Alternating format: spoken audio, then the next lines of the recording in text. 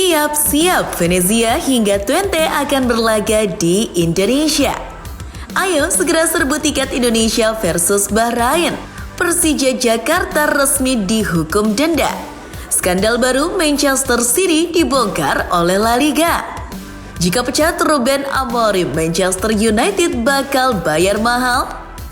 Halo football lovers, jangan lupa subscribe dan nyalakan lonceng notifikasi untuk terus mendapatkan berita seputar dunia sepak bola terbaru spesial untuk Anda. Kaos bola eksklusif merchandise Starting 11. Order sekarang, klik link di deskripsi.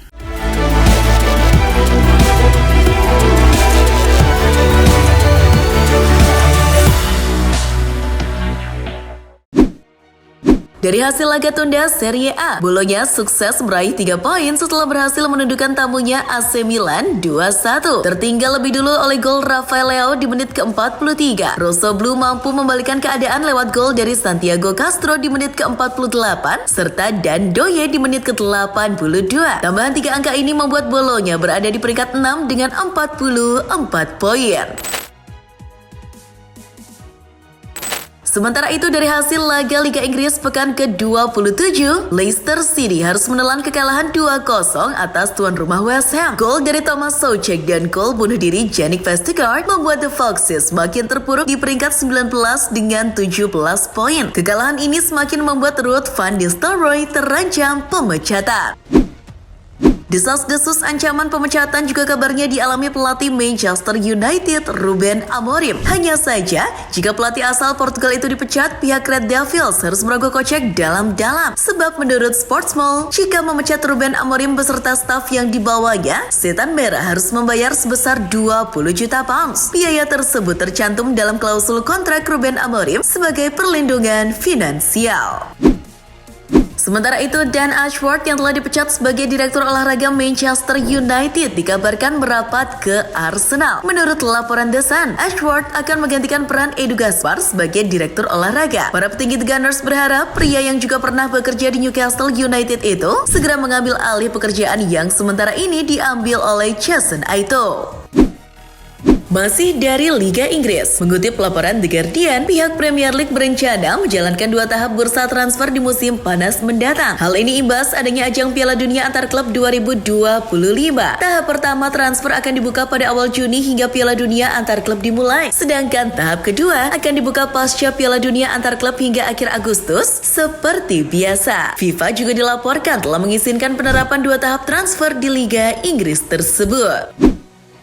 Sementara itu, Manchester City kembali menghadapi tuntutan. Menariknya, tuntutan itu kali ini tidak datang dari sesama klub Premier League, melainkan otoritas yang mengelola Liga Spanyol, yakni La Liga. Menurut laporan BBC, La Liga melalui presidennya, yakni Javier Tebas, menyeret Manchester City ke Komisi Eropa atas kasus dugaan pelanggaran aturan yang berkaitan dengan perusahaan milik negara. La Liga mengklaim cawe-cawe perusahaan negara kepada Manchester City sudah keterlaluan dan telah menyalahi aturan. Menurut pihak La Liga, The Citizen wajib ditindak atau dihukum berat. Masih berkaitan dengan Javier Tebas, dilansir Gol dari Give Me Sport, Presiden La Liga itu yakin ketimbang Neymar, Lionel Messi lebih berpeluang kembali ke Barcelona. Menurut Tebas, branding Messi dan Barcelona sudah melekat dan telah menjadi nilai jual yang menggiurkan bagi La Liga. Berbeda dengan Neymar yang telah memilih membranding dirinya dengan klub lamanya, Santos, dengan cara kembali memperkuat klub tersebut. Lalu ada laporan dari Football Espana yang menyebut bahwa Atletico Madrid tengah berusaha menampung gelandang Manchester City, Mateo Kovacic. Posisi gelandang tengah akan menjadi prioritas utama Direktur Sepak Bola Los Rojiblancos, Carlos Buquero. Gelandang asal Kroasia tersebut juga sudah masuk daftar jual City musim depan. Bandrol yang dipatok The Citizen sebesar 30 juta euro akan coba dinegosiasikan oleh pihak Los Colchoneros. Dari Spanyol kini bergeser ke Italia. Tersiar kabar bahwa kekalahan atas Bologna membuat fans AC Milan marah besar kepada para pemainnya dan juga klub. Menurut laporan Football Italia, pemilik klub Thierry Cardinale maupun Geoffrey Moncada dan Zlatan Ibrahimovic dianggap tak becus mengurus klub. Ultras AC Milan dari Curvaso juga muak dan mendesak pemain agar tahu diri dan tunjukkan nyali jika masih merasa sebagai bagian dari Rossoneri. Selanjutnya ada kabar dari Juventus. Meski sudah tersingkir dari UCL dan Coppa Italia, La Spezia Signora justru mengalami peningkatan pendapatan. Dilansir dari Football Italia, Sinyonya tua memperoleh laba sebesar 16,9 juta euro. Beda jauh dengan laporan keuangan musim lalu, di mana mereka rugi 95,1 juta euro. Keuntungan besar Bianconeri musim ini sebagian besar disebabkan dari partisipasinya kembali di ajang UCL. Berikutnya ada kabar dari Prancis. Undian semifinal Coupe de Ligue musim ini telah dilangsungkan. Sebagai hasilnya, PSG akan berhadapan dengan sang pembunuh raksasa UCL Dunkerque. Dunkerque adalah tim yang telah menumbangkan Lille, Auxerre, hingga Stade Brestois di ajang ini. Sementara AS Cannes akan melawan Stade Reims dengan semifinal akan berlangsung pada tanggal 1 dan 2 April dengan sistem 2 leg. Mereka akan memperebutkan tiket final yang akan berlangsung di Stade de France pada 24 Mei mendatang. Lanjut ke kabar dari Jerman. Bayern Munchen dipastikan menarik tawaran perpanjangan kontrak mereka terhadap Joshua Kimmich setelah sang pemain terlalu lama mengambil keputusan. Akibatnya, Kimmich akan tersedia sebagai agen bebas di bursa transfer musim panas mendatang. Sebagai gantinya, Die Roten sudah memilih pemain Stuttgart, Angelo Stiller, yang sebelumnya juga sudah pernah bermain untuk tim muda Munchen untuk menggantikan Kimmich. Berikutnya ada kabar dari pelatih Fenerbahce Jose Mourinho yang dilaporkan oleh The Sun telah resmi dihukum gara-gara kasus rasialisme pasca laga melawan Galatasaray. The Special One dihukum oleh Federasi Sepak Bola Turki larangan mendampingi tim selama 4 laga. Ia akan absen mendampingi tim di laga melawan Antalyaspor, Samsunspor, Bodrum, dan Trabzonspor. Tak hanya larangan mendampingi tim saja, Jose Mourinho juga dihukum denda 35.000 euro. Kabar lainnya datang dari Liga Malaysia di mana klubnya Jordi Amat, Johor Darul Takzim telah mendatangkan pemain ex-AC Milan Samu Castillejo. Castillejo merapat ke kubu The Southern Tigers dengan status bebas transfer. Namun tidak disebutkan durasi kontrak yang diteken oleh Castillejo. Winger asal Spanyol tersebut sejatinya sudah menjadi pengangguran sejak kontraknya tidak diperpanjang oleh Valencia pada akhir Agustus 2024.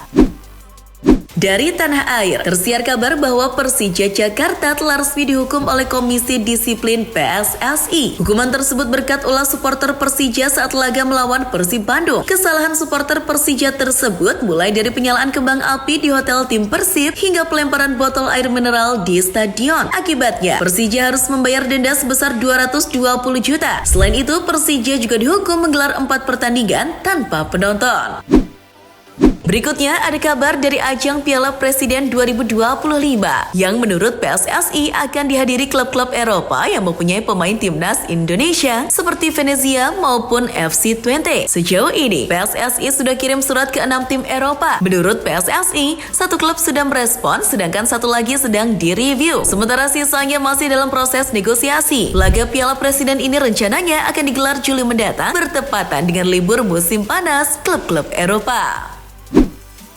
Saat kalah dari Liverpool, Newcastle tampil tanpa Alexander Isak. Mirror melaporkan bahwa menghilangnya striker andalan Newcastle di laga melawan Liverpool karena ada masalah cedera beberapa jam sebelum laga berlangsung. Dalam keterangan resminya, The Magpies mengkonfirmasi bahwa striker asal Swedia itu tiba-tiba menderita cedera pangkal paha. Belum diketahui pasti berapa lama Isak akan absen. Cedera baru ini menjadi pukulan besar bagi Eddie Howe. Sementara itu, bek kanan Newcastle, Tino Livramento, dilaporkan oleh The Sun tengah dibidik serius oleh Manchester City sebagai pengganti Kyle Walker di masa depan. Pemain muda berusia 22 tahun itu disebut sebagai solusi strategis bagi manajemen City selain bek sayap Juventus, Andrea Cambiaso. Hingga akhir musim, The Citizen akan memantau perkembangannya sebelum melayangkan tawaran resmi. Berikutnya ada kabar dari bek kiri Wolverhampton Wanderers, Ryan Aït-Nouri, yang telah dimasukkan dalam daftar beli AC Milan musim panas mendatang. Get Football News Italia melaporkan, bek asal Aljazair tersebut adalah prioritas utama pengganti Theo Hernandez yang akan segera dilego. Rossoneri kini telah melakukan langkah perekrutan yakni dengan melobi agen Aït-Nouri, yakni Jorge Mendes. Beralih ke kabar selanjutnya dari Spanyol, dilaporkan oleh Gol ketidakhadiran Kylian Mbappe di skuad Real Madrid saat bentrok melawan Real Sociedad di semifinal Copa del Rey bukan karena cedera. Carlo Ancelotti mengkonfirmasi bahwa Mbappe tidak dimasukkan skuad karena sehari sebelum laga menjalani cabut gigi. Mbappe awalnya diinginkan Ancelotti masuk skuad, namun Mbappe memilih absen di sesi latihan terakhir dan menolak berangkat ke Sociedad. Masih kabar soal Real Madrid, dilansir dari Football Espana, Vinicius Junior kembali mendapatkan perlakuan rasis di laga melawan Real Sociedad. Tangkapan foto dari Diario AS memperlihatkan bahwa salah seorang fans La Real sedang memperagakan gerakan monyet kepada Vinicius. Tindakan tersebut dianggap masalah serius oleh RFEF dan La Liga yang dilaporkan telah terjun langsung menyelidiki kasus tersebut. Pihak La Real sebagai tuan rumah juga turut membantu penyelidikan tersebut dengan mencari oknum supporter itu. Lanjut ke kabar lainnya yang datang dari pelatih timnas Kanada, Jesse Marsch. The Guardian melaporkan bahwa pelatih asal Amerika Serikat itu tengah malu dengan sikap presidennya sendiri, Donald Trump. Mantan pelatih RB Salzburg itu malu karena Trump terus berkoar-koar soal Kanada akan jadi negara bagian Amerika Serikat. Menurut Marsch, Kanada adalah negara yang kuat dan independen. Kanada berakar kuat pada kesopanan, etika, dan rasa hormat, tidak seperti Amerika Serikat pimpinan Trump yang penuh kebencian.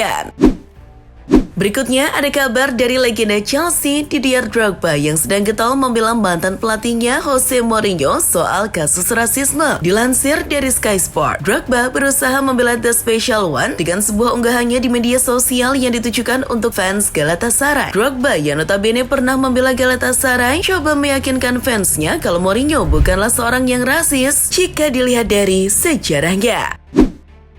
Lanjut ke kabar dari sepak bola nasional. Pelatih timnas Indonesia U17 Nova Arianto diundang oleh pihak La Liga dalam acara bertajuk Fraud Audiovisual dan Teknologi dalam Olahraga. Turut hadir juga perwakilan La Liga di Indonesia Almuneda Gomez beserta perwakilan dari Atletico Madrid, Sevilla maupun Espanyol yang bergabung lewat video. Dalam acara tersebut, Coach Nova mengatakan pentingnya teknologi dalam sepak bola, salah satunya penggunaan GPS untuk memantau performa pemainnya secara detail.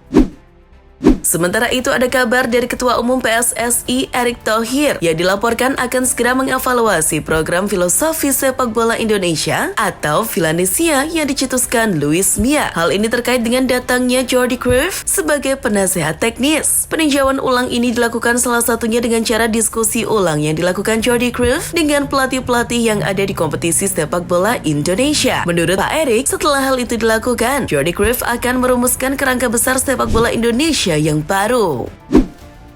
Lalu ada kabar dari persiapan jelang laga menjamu Bahrain 25 Maret mendatang. Jadwal pembelian tiket laga yang akan dihelat di Gelora Bung Karno itu sudah resmi diumumkan. Pembelian tiket akan resmi dibuka pada Selasa 4 Maret 2025. Untuk pembelian tiket bisa dibeli via Live-in by Mandiri. Seperti mekanisme sebelumnya, pembelian tiket tetap harus pakai Garuda ID. Menurut laporan, diprediksi tiket yang dijual harganya masih berkisar antara 240.000 hingga 1,4 juta rupiah.